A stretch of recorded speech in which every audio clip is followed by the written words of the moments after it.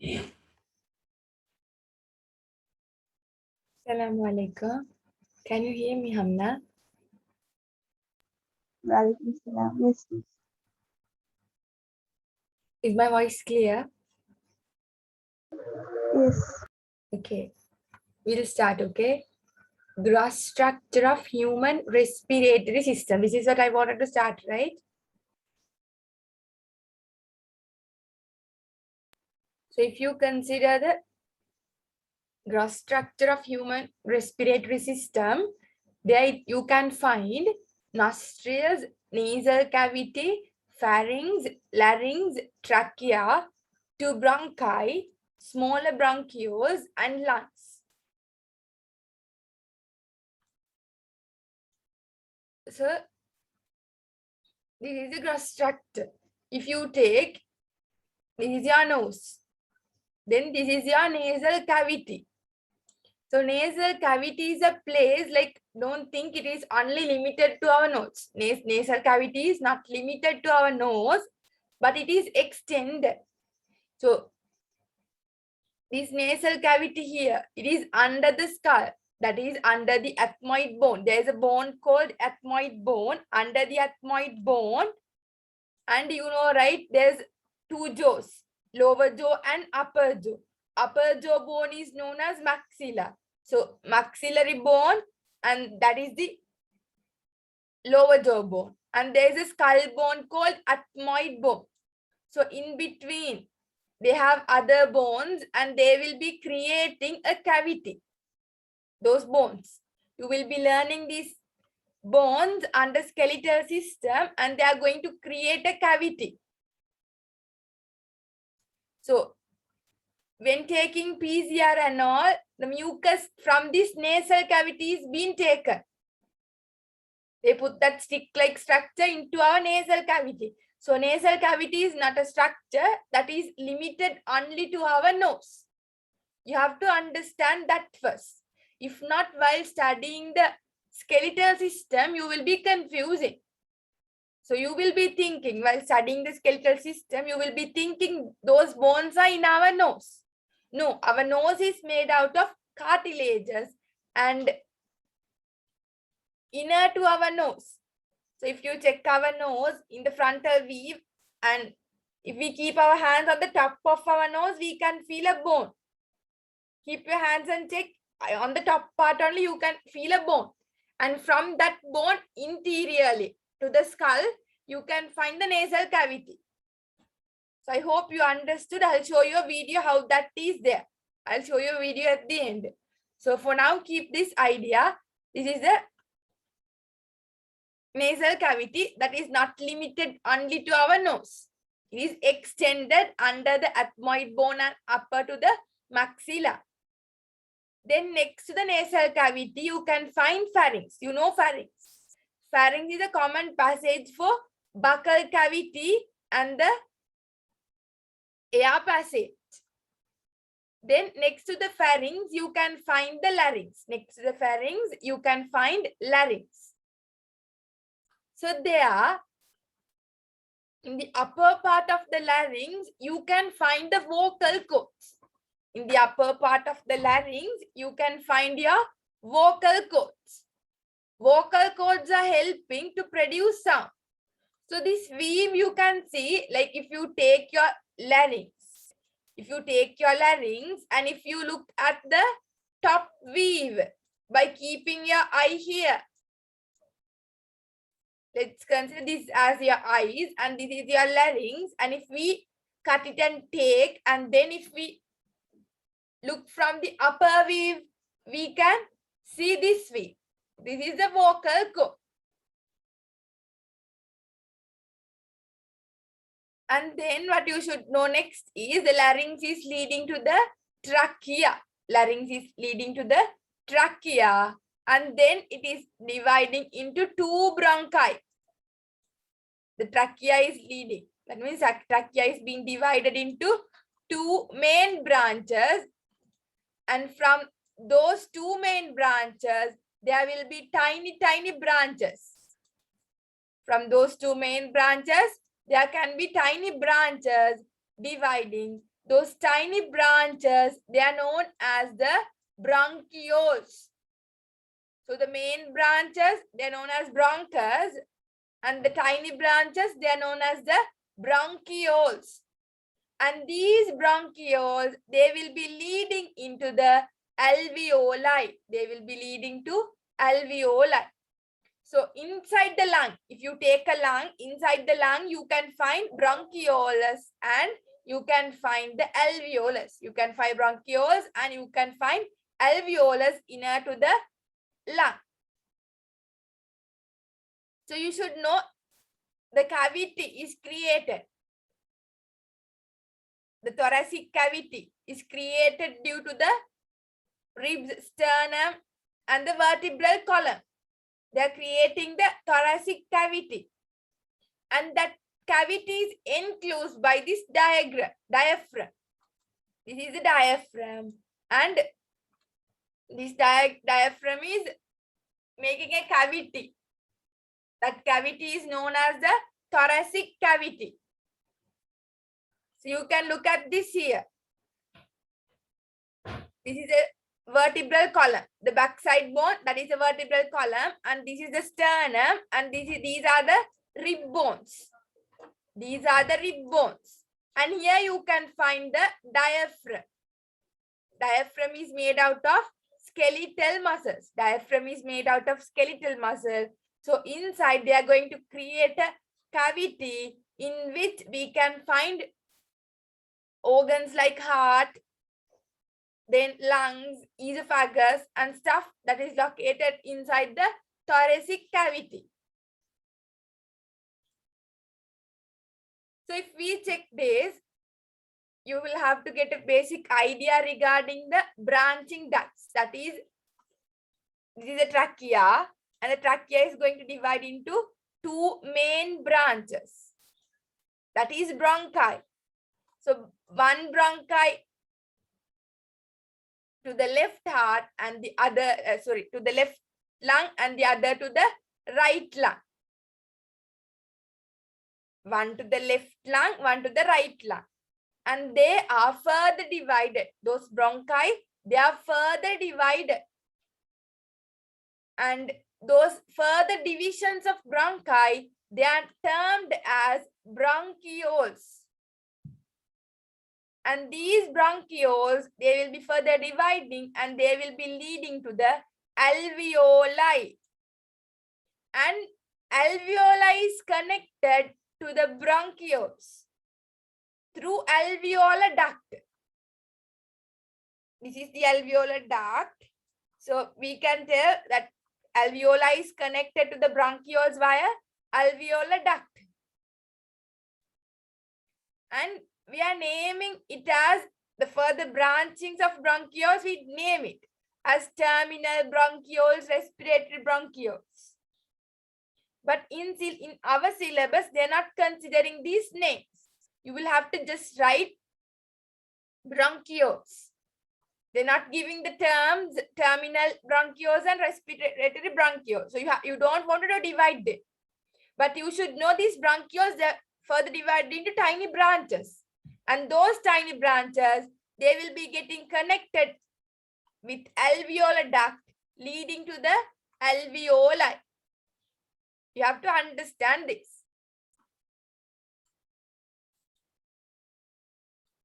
This is the thoracic cavity. They are going to create a hollow space in which we can keep organs. The bones and the diaphragm, they will be creating a hollow space. And inside that hollow space, you can find organs. So that hollow space is known as the thoracic cavity. So if you look at, you can find, if you look at this diagram, you can relate it like this. So we have to give a shape for the lung now. While describing the structure of the respiratory system, we have to give a shape for the lung. So we can consider lungs as cone-shaped organs. We can consider lungs as a cone-shaped organ. So within the lung, you can find bronchi. Bronchi is leading to the bronchioles. So within the lung, mainly you can find bronchioles and alveoli. So trachea is the one going to divide it into two, and those two divisions, they are bronchi, and inside the lungs, this bronchi is getting further divided. That is known as bronchioles, and these bronchioles, they will be connecting to the alveoli through alveolar duct. So mainly you can find bronchioles and alveoli in the lung. Within the cone-shaped organ, that is the lung, you can find tiny branches.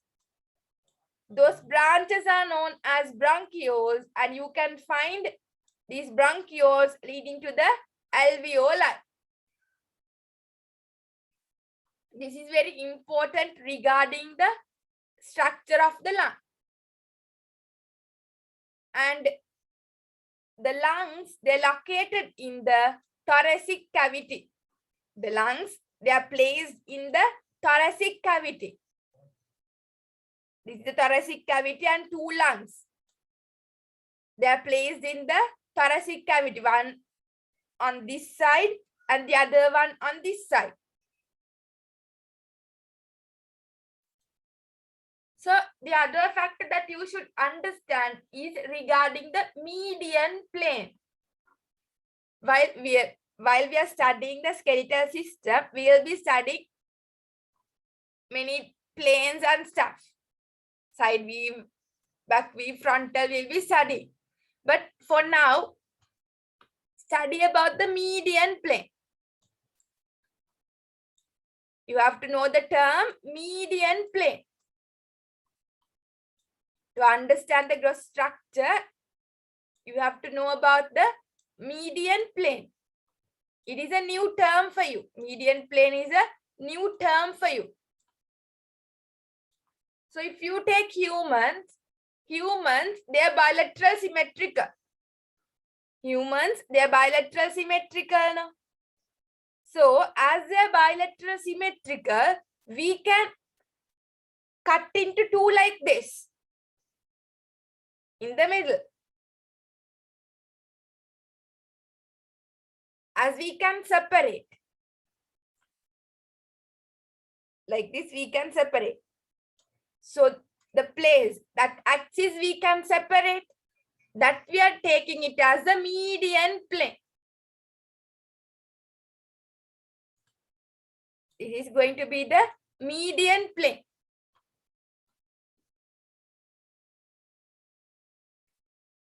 So if you look at this, you can see this is our heart. This is our heart, and the apex of the heart, this is the apex of the heart. The apex of the heart is located slightly to the left of the median plane.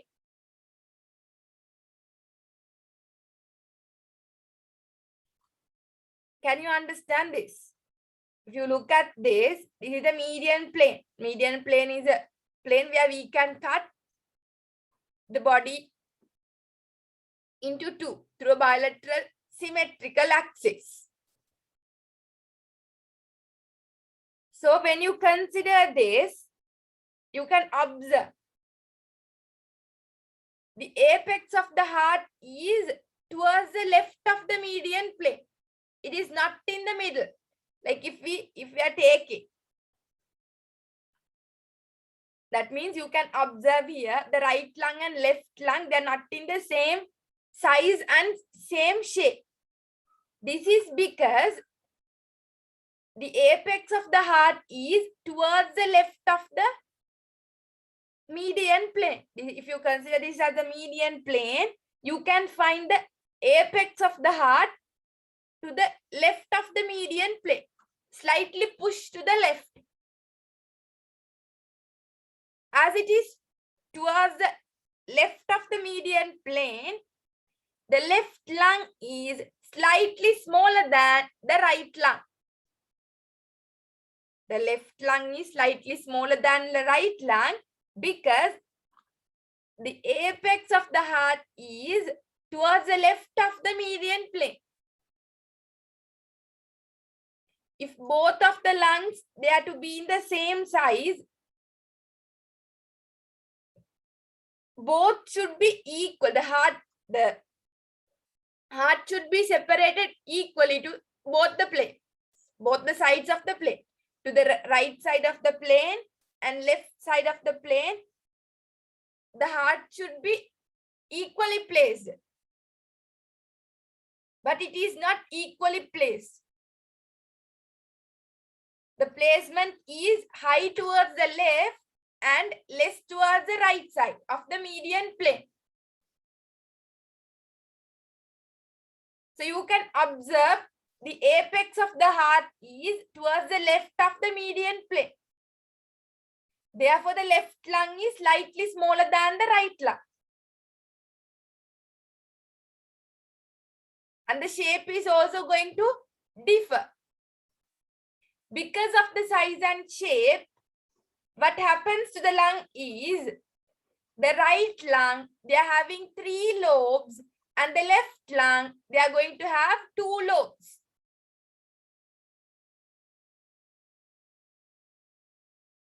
Left lung is smaller than the right lung.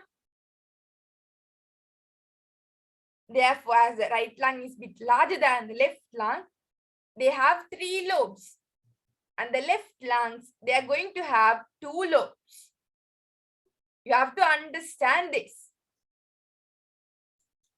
These simple concepts, you have to understand this. The other stuff is membranes surrounding the lungs. Membranes surrounding the lung. So before studying the membrane that is surrounding the lung, I wanted to show you a video. Like otherwise, for the waves that are given in the diagrams, you will be thinking it is only towards this side of the thoracic cavity. That means only in this region you can find these membranes. You will be getting a wrong idea. If you just see only the diagram, you will be getting a wrong idea. Here is your lung. And you will be getting a wrong idea, like there will be only membrane on one region. But the membrane is totally covering the lung. If you check this diagram, there are 2 membranes, visceral pleura and parietal pleura. But if we are looking these diagrams, we are getting a wrong idea that they are only present in the corners. It's not like that. These visceral pleura and parietal pleura, you can find covering the whole lung. These will be covering the whole lung. They're thin sheet. They're thin sheeted membrane. The back side and the front side of the lung, both the sides, they're fully covered.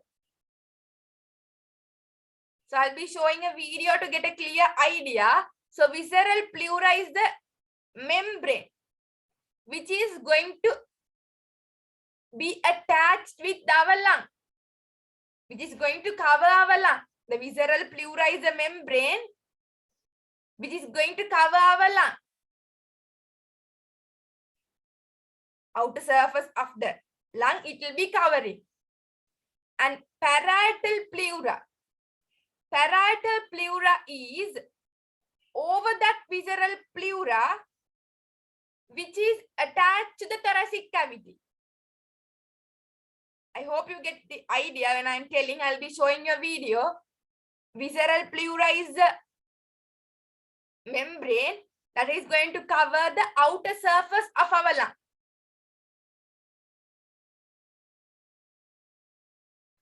That means, just think, we are taking a balloon.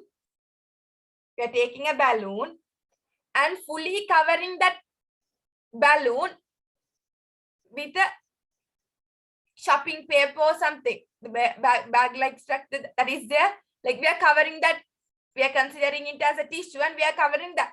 So we can consider the balloon as the lung and we are covering that lung with a shopping bag. So the whole balloon will be covered. So that is going to be the visceral pleura. And there will be another membrane. So if we add another shopping bag over that, so that is going to be the parietal pleura. Over that visceral pleura, but that is visceral pleura, I told you it will be attaching to the lung. Over that visceral pleura, there will be another one, that is the parietal pleura. That parietal pleura is going to be attached with the thoracic cavity wall. With this thoracic wall, with these ribs, there will be intercostal muscles and stuff covering the rib.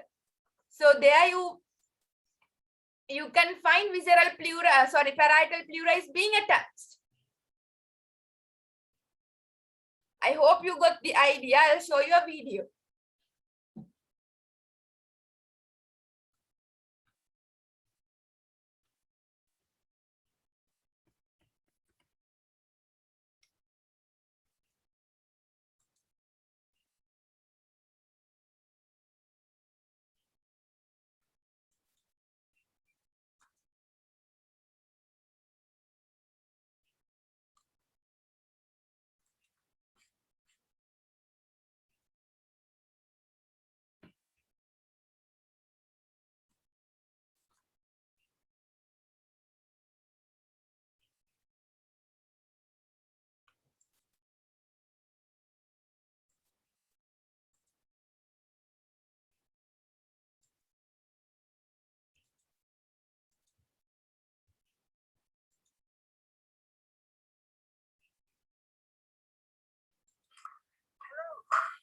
Well, last week we were talking about the lungs, and I got quite a good response actually. So I mentioned the pleura last time, and we look. Okay, let me take this out. You can see how it's got this white painted bit inside here. This is very much what we see inside cadavers. We see this nice shiny wood into it. The classic example being our pleura. There we go. That's our visceral pleura. Yeah, so that's the visceral pleura. We have the thoracic cage on. That's the whole space in there. If we have the lung, if you look at the lung of course has got this hole. This is the high level, the root of the lung, and everything goes in and out of the lung at that point. Is plugged into the heart here. Now, if we cover the lung with visceral pleura, then it's going to fall back at the root of the lung.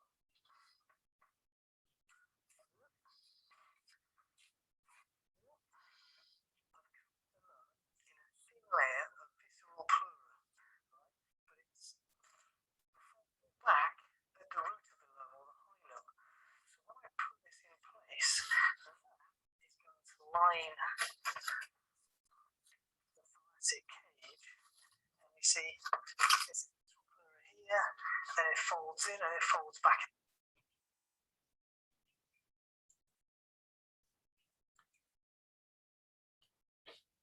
Folds back out again.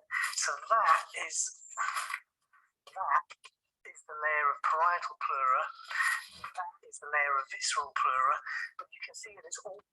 Did you get an idea regarding both the membranes? Just look at this from here. Falling back at the root of the lung or the hilum. So when I put this in place, that is going to line the thoracic cage. And you see, this is here, and it folds in and it folds back out again. So that is the layer of parietal pleura. That is the layer of visceral pleura. See it as all one continuous sheet, right? And then my hand is in the pleural cavity. That's the potential space in between the two layers of pleura.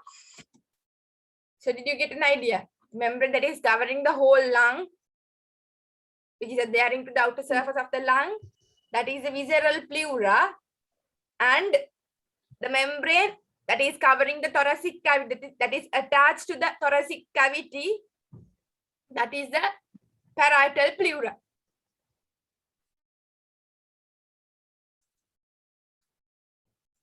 I hope you got a clear idea regarding that. Did you get an idea, Hamna? Yes. Yes. Okay. So that is the main idea. If you look at this diagram, what you are going to do is you will have a wrong idea regarding the two membranes. So those two membranes, now you got an idea, visceral pleura and parietal pleura. And in between the visceral pleura and parietal pleura, there will be a fluid filled space. There is a fluid filled space in between both the membranes. In between the visceral pleura and parietal pleura, there is a fluid filled space. So that is causing tension. If not, the lung will be collapsed. If there is no fluid inside that pleural cavity, the lung will be collapsed. So you can find fluids inside the pleural cavity. So the pleural cavity is there in between both these membranes.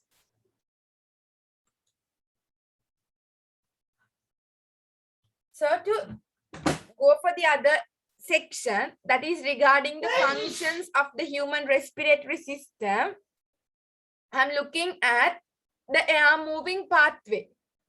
So if we look at the air moving pathway first, then we can talk about this functions and go. We know the structures, so we can easily find out the pathway of the movement of air. So like we can go step by step into that, and we can look at their functions. Some functions, they seems to be very easy, and some functions you have to be tricky enough to memorize them. That means you have to keep them in the mind. So look at this. First one is the nasal cavity.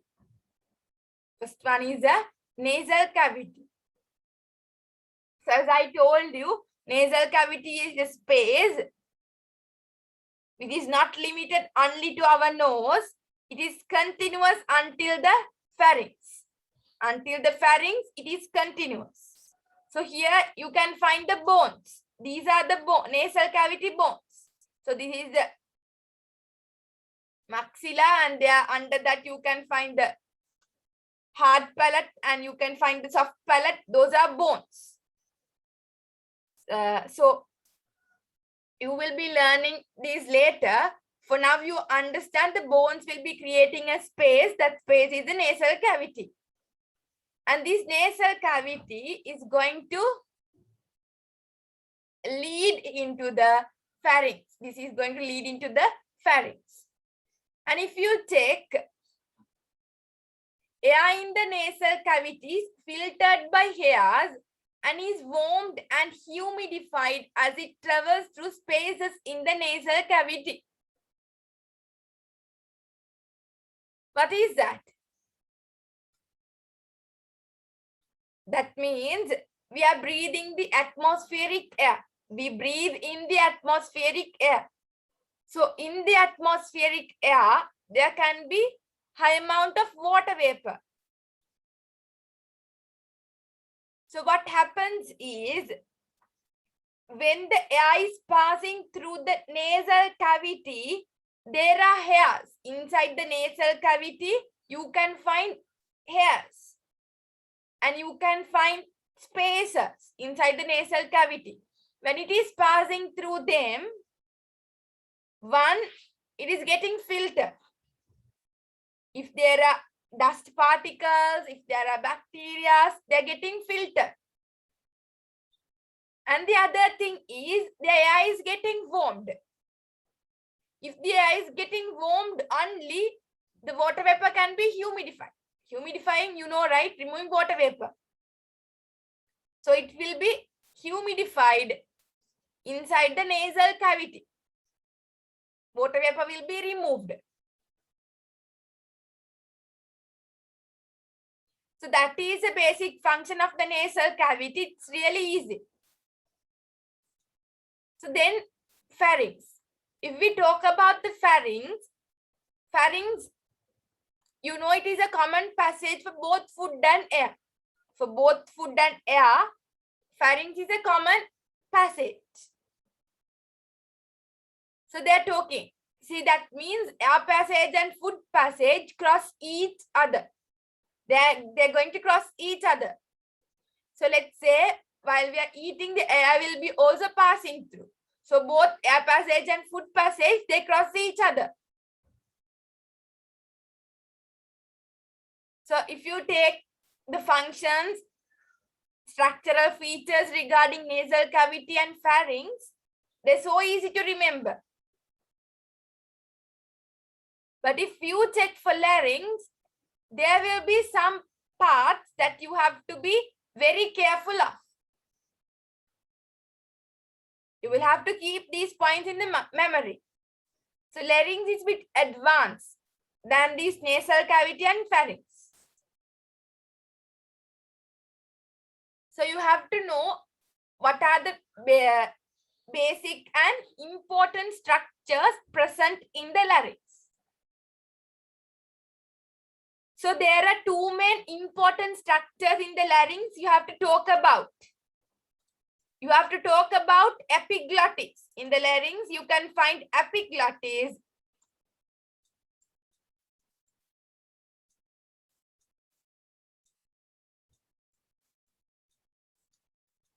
And the other special structure that you have to talk about is the vocal cords. You have to talk about the vocal cords.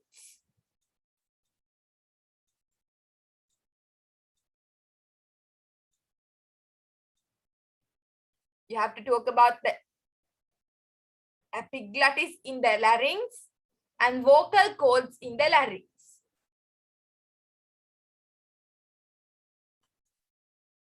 So first we will be looking at the epiglottis and how they are functioning. So if you take the larynx, it's always open. Unless the food is taken in, it is open. But when we are swallowing the food,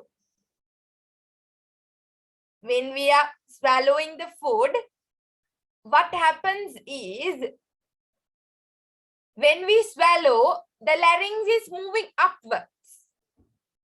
When we swallow, the larynx will move upwards. And there is a structure called epiglottis. There's a structure called epiglottis. This flap-like structure, this is the epiglottis.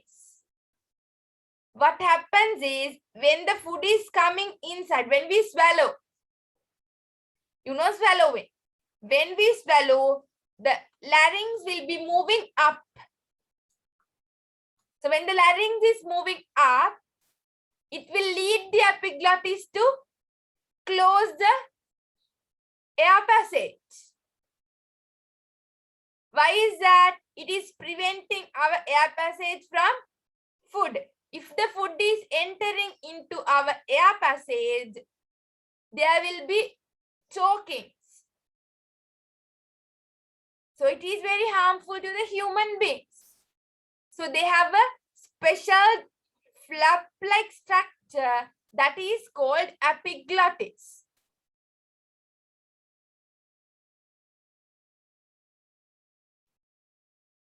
So they will be closing the larynx opening. And we are giving a special name for the opening of the larynx. That special name is the glottis. The opening of the larynx, We give it a special name that is named as glottis. What is that? Glottis.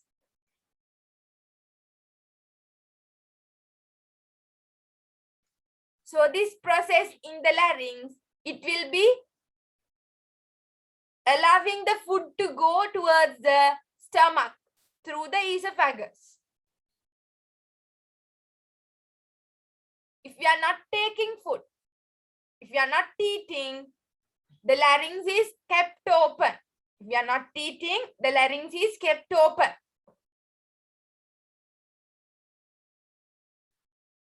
I hope you are clear with this. Then the Yes, next one, the important one there is, the next structure that we have to talk about is the vocal cord. So vocal cords, they are elastic fibers. Vocal cords, they are made out of elastic fibers. And we'll check. We'll look at a video regarding the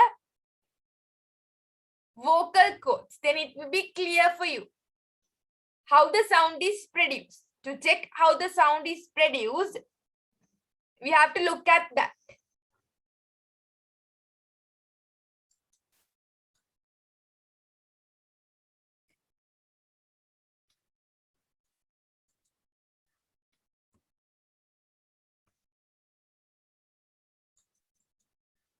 The larynx is the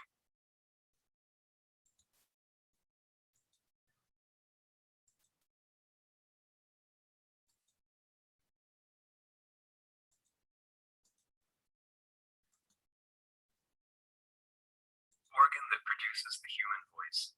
It consists of different kinds of cartilage: the cricoid cartilage, the thyroid cartilage, the epiglottis, the arytenoid cartilage, and the corniculate cartilage. When the vocal cords in the larynx resonate due to the outflowing air, Look at this. This is the vocal cords. This is the vocal cord, and they told names of the cartilages here. So that is giving us an idea that the larynx and trachea, they are going to be made out of cartilages. I'll tell you why these larynx and trachea, they are made out of cartilages. They named you. Corniculate cartilage, likewise there cricoid cartilage, there are thyroid cartilage, there are lots of cartilages. But you don't want the names, you only want to know these are made out of cartilages, and the vocal cord is made out of elastic fibers. The vocal cord is made out of elastic fibers, and it will be clear for you. When these vocal cords, when the stretched or tensed vocal cords are there, and the expired air, not inhaled one, there are two processes, that is inhalation and exhalation. So during exhalation, the air will be passed out. So when the expired air is rushing through this stretched vocal cord, this vocal cord is stretched. When the expired air, you have to be very clear with this, not inhaled air. The expired air, when it is rushing through this tensed vocal cords, they are going to produce the sound. Look at this a sound clearly. is produced. The tension of the vocal cords depends on the setting of the arytenoid cartilage. The more tense the vocal cords are, the higher the pitch of the sound. Arytenoid cartilage and the corniculate cartilage. When the vocal cords in the larynx resonate due to the outflowing air, a sound is produced. So did you get an idea regarding that? When the tensed vocal cords are there and the expired air is rushing through that, they will be producing sound. That idea you should get.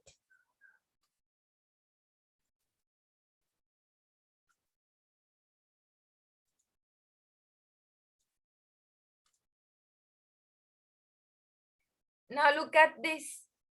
They are made out of elastic fibers. They are made out of elastic fibers. As they are made out of elastic fibers only, they can cause tension. They help to produce sound. They are helping to produce sound. Sound is produced when expired air. Sound is produced when expired air rushes across the stretched or tense vocal cords. This is how sound is produced. As I told you, the vocal cords is located as in that video, and when that vocal cords, when they are stretched and when the expired air is rushing across, it will be helping to produce sound. So I hope you are clear with this sound production. Yes, miss. Then the next one is, just think, our trachea, our larynx, they are made out of the muscles in which esophagus is made out of. Esophagus, they are having smooth muscles. And just think if our trachea and larynx is also made out of them. What happens is, if it is made out of smooth muscles and other kind of structures, the larynx and trachea, they will be collapsed.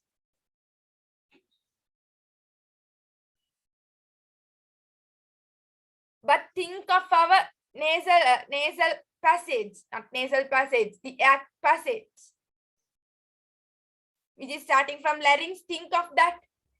It has to be kept open always. The larynx, trachea, they have to be kept open always. And they can't collapse, because they always pass air through that. To keep the air passage opened always, it is made out of cartilages. The larynx and trachea, they are made out of cartilages only because to keep the air passage opened always. So these are few important structures and important points that you should keep in your mind. And if you check for the trachea,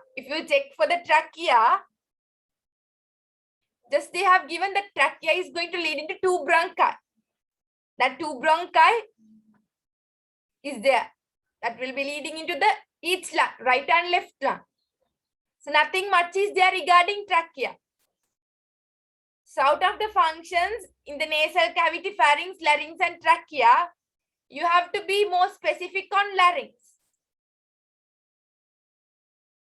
So you will have to keep more points regarding larynx in your mind. Then check for bronchi and bronchioles. So within the lungs, the air passes through the... I have mistakenly typed it twice, okay? It's repeated. Within the lungs, the air passes through the smaller and smaller branches of bronchi called bronchioles.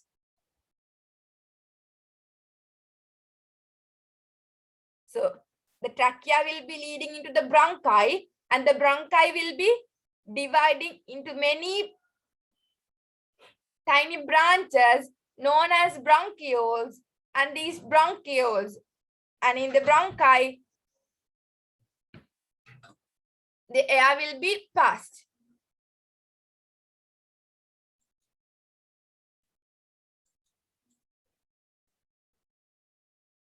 So I hope you are clear with this. The bronchi and bronchioles, I hope you are clear with this. Yes. Then the epithelium of the respiratory tract. You have to know about the epithelium of the respiratory tract.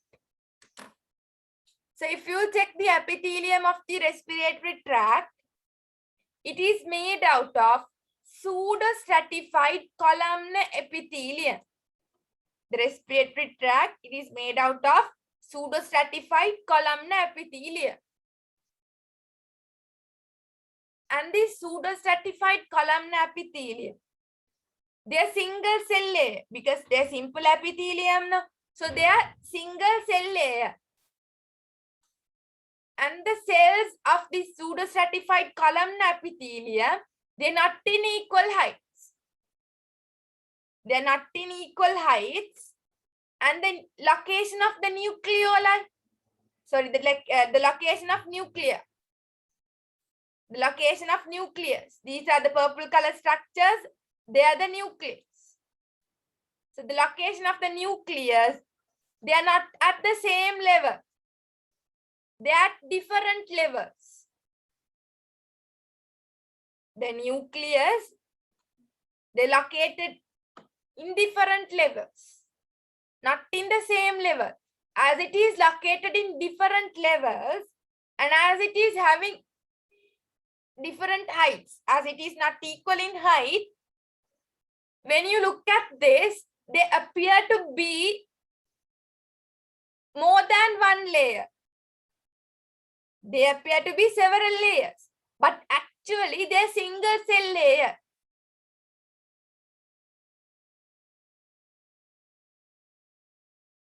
Then you can find the pseudostratified columnar epithelium in the nasal passage and trachea.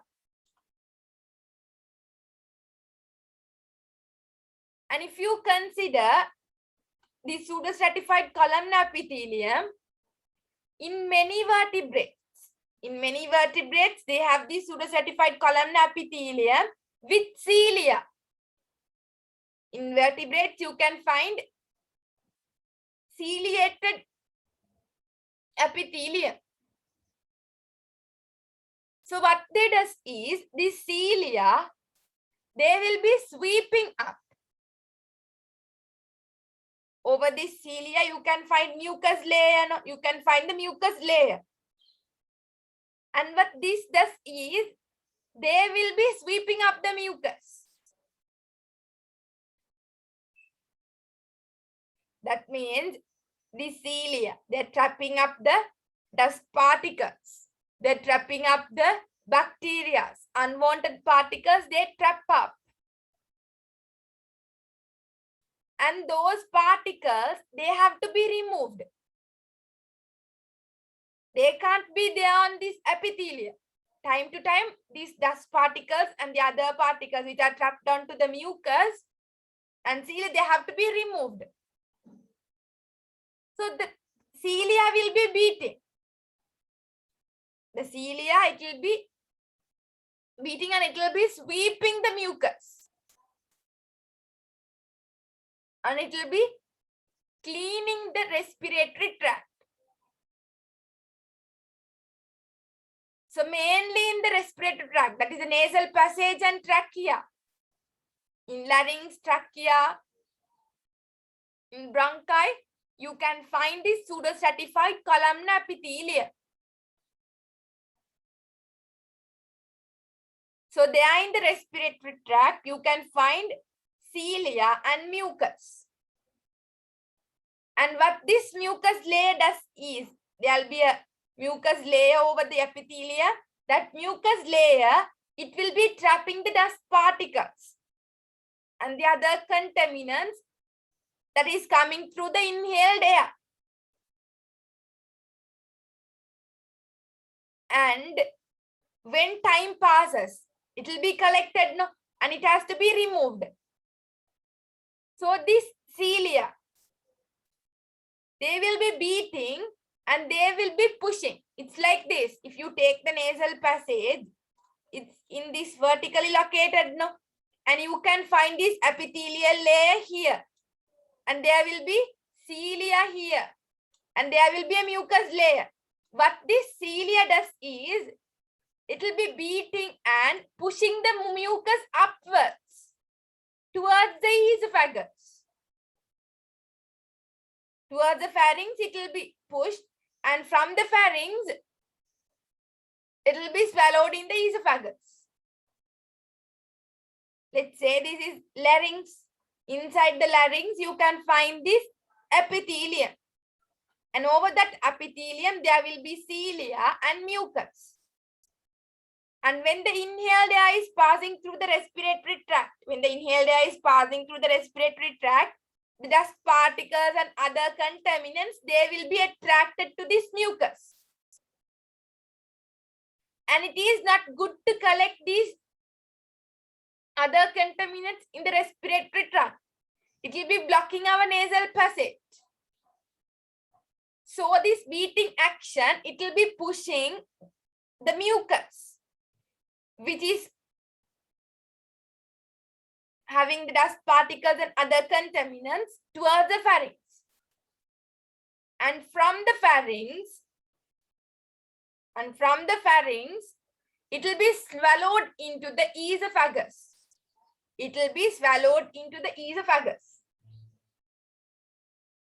Sometimes when you have coughs and colds, you can feel this. That is coming into our pharynx and we swallow it. When we are not in diseased condition, that is automatically happening while we are eating, we can't feel it.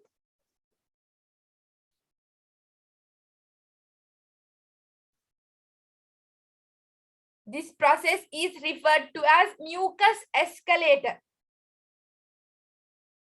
This process is referred to as the mucus escalator. Like the beating action, it will be pushing the mucus towards the pharynx. So that is known as this process. This process is referred to as the mucus escalator. And this process is helping to clean the respiratory system. It is helping to clean the respiratory system.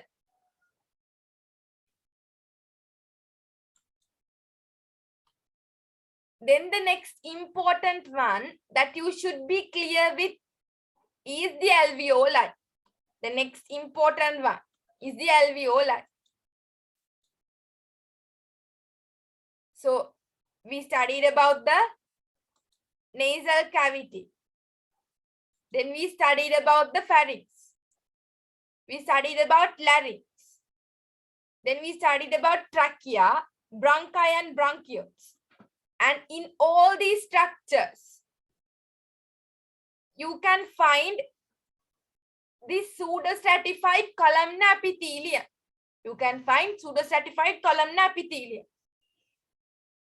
So we check the function of this pseudostratified columnar epithelium and how it is helping to the mucus escalator process and how it is cleaning the respiratory system. And the final structure that we have to discuss about is the alveoli. And in the alveoli, you can find this pseudostratified columnar epithelium. You can find.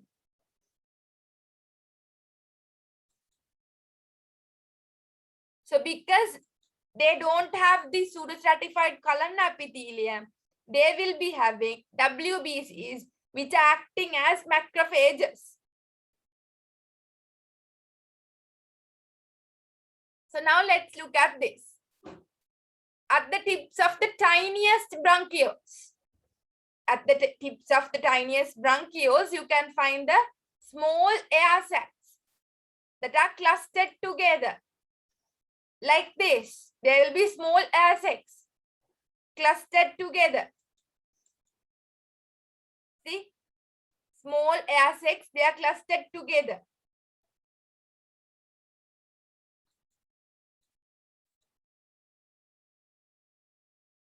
So So that is going to be the alveoli. Then the air passes into these air sacs called alveoli, where gas exchange occurs.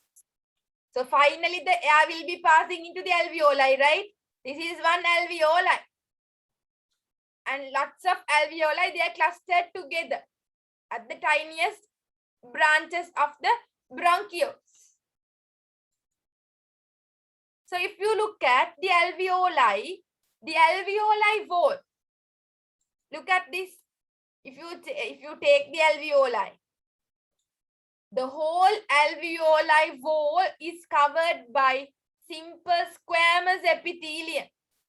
This kind of flat cells it is made out of. So look at this, it's obvious. These flat cells, that is a simple squamous epithelium, is covering the alveolar wall.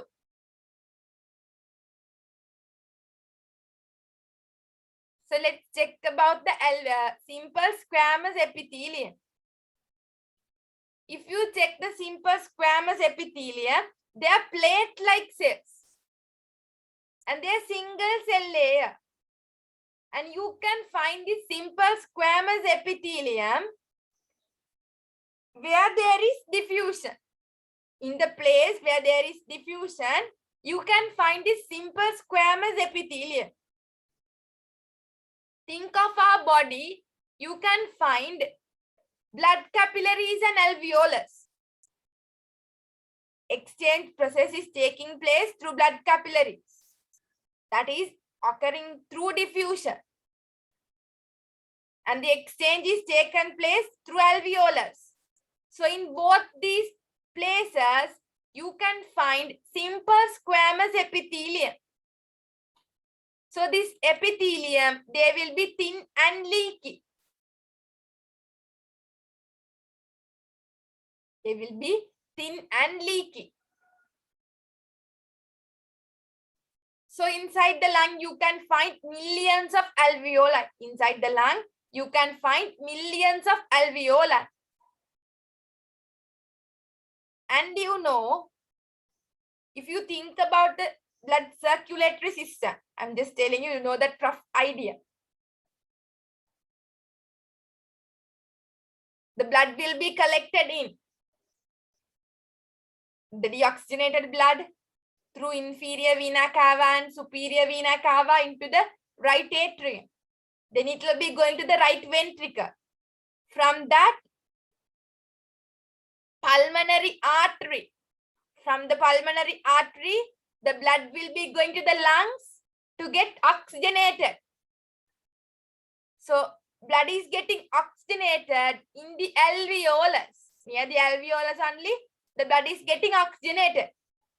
So through pulmonary artery, the blood is coming. So usually we name arteries for the vessels where they contain oxygenated blood. In this condition here, as the lungs, they get the blood from the heart where it is deoxygenated. And in the alveoli only, the blood is getting oxygenated. So these are the pulmonary artery. These are the branches that are getting from the pulmonary artery. So we can name it as pulmonary arteriole.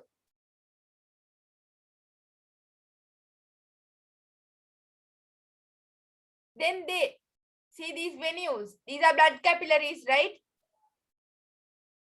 These are blood capillaries.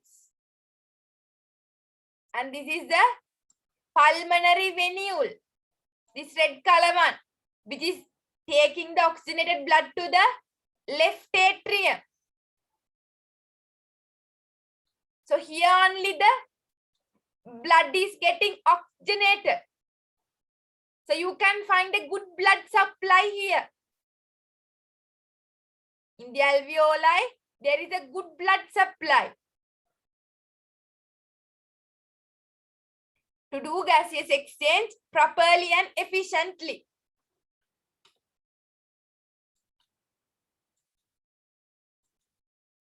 And if you check the other one, the inner of the alveoli, like if you remove one alveoli, and if you look into that, if you take the alveoli like this, and if you keep your eye and look, there will be a hollow space, like in a sphere, right? Like in a sphere, hollow sphere, you can find a hollow space there. And that hollow space lining, the alveolar wall, there is a lining now inside.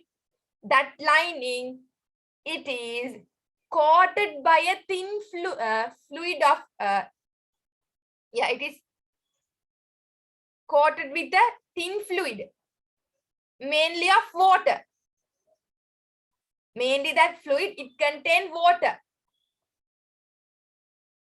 So that is covering the whole inner surface of the alveoli.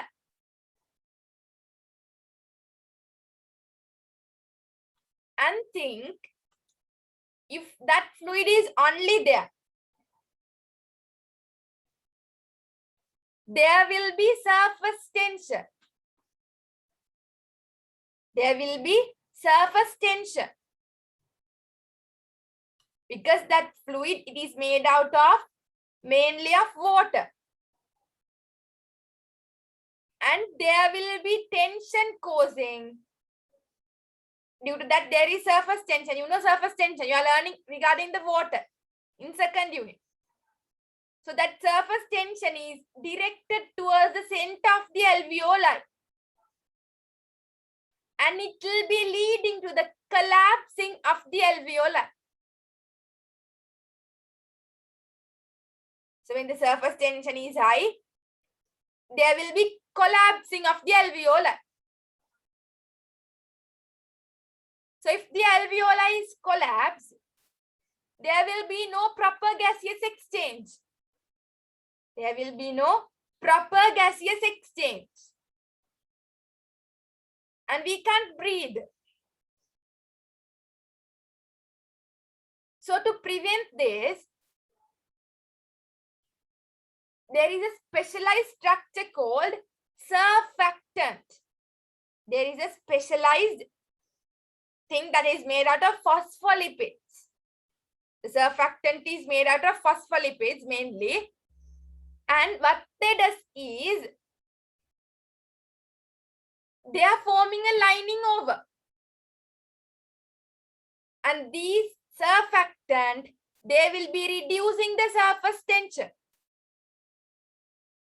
So the thin fluid is like this, and they will be covering the surfactant. So the surfactant will be reducing the surface tension, and it will be preventing the collapsing of the alveoli.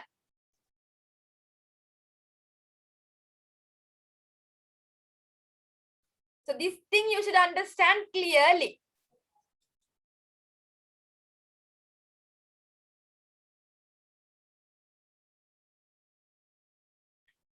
The inner lining of the alveoli is coated by a thin film of fluid. The lungs contain millions of alveoli.